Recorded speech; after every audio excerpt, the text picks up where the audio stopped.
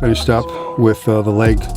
It's basically like a giant circuit, if you will. You start off with you doing like a leg press, and then you're going into a walking dumbbell lunge, and then you finish up with a leg extension.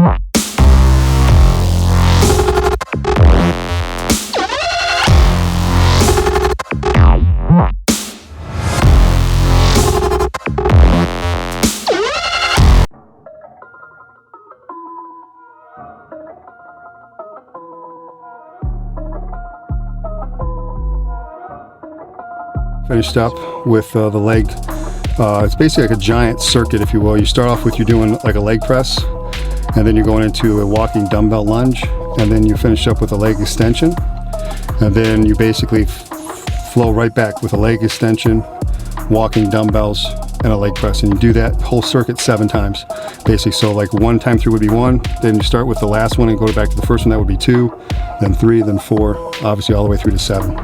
I will tell you this, because of time constraints, we only did a few of them, and after 3 sets you're pretty pumped. Like, it's tough to do 7 of those sets. If you pick the right weight, you'll be spinning. Your legs will be sore the next day, probably like you've never been sore, unless you train legs like a monster. So I mean, like, every time I do that circuit, my legs hurt for several days.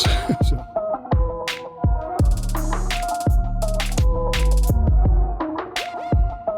If you know much about Hanny and his FST7, he does that whole setup there for the legs. And it, like I said, if I challenge any of you guys out there to do it that train legs on the regular, if you do that right and you pick a good weight for you, you will be feeling it the next day.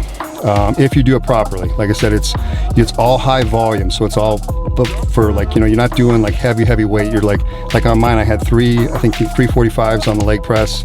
I think it was like 95 pounds or 85 pounds on the leg extension, and only 25-pound dumbbells.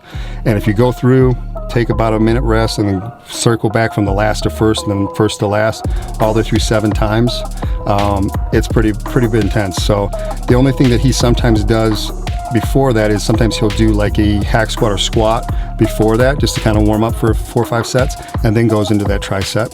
Other than that, that's the whole workout, basically just those 7 sets. And if you do it right, like I said, you'll be sweating and you'll be feeling it. So even if you train legs 2 times a week, it's a great, what I like about it too is it's relatively quick workout. If you need to do legs, like a lot of times when I do legs, I'm doing shoulders and legs, or I'm doing arms and legs, and then I do back and chest separate with a little bit of arms as well, because sometimes I train certain body parts twice a week. It's a good one for legs that it can get in about 30 minutes, give or take, especially if you got a workout partner.